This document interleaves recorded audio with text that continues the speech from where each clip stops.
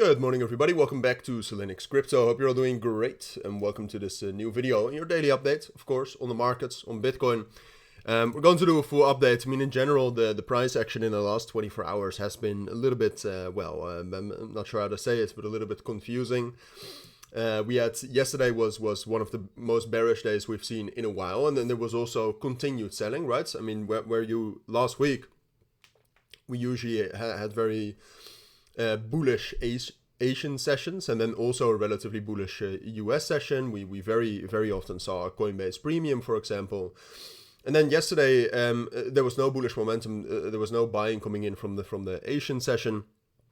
And then there was also, it seemed like, at least there was also a big selling entity in the US session.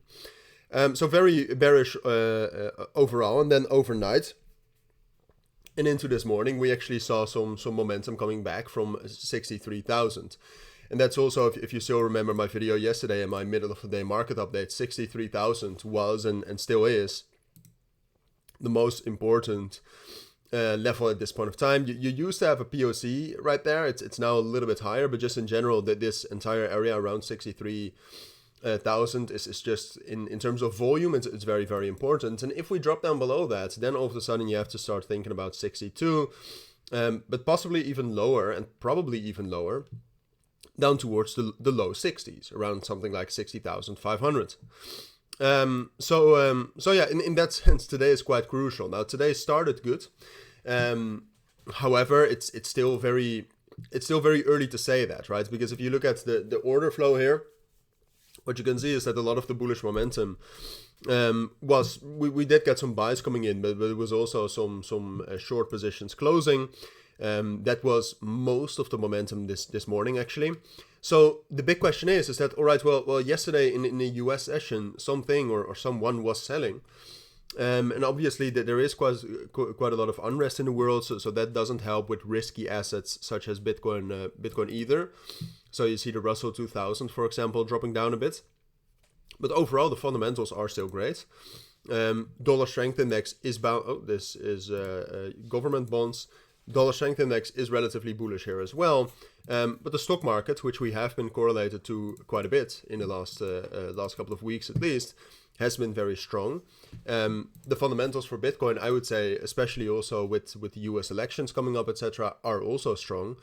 So the big question is, well, if the US opens today, will we see a continuation of that selling?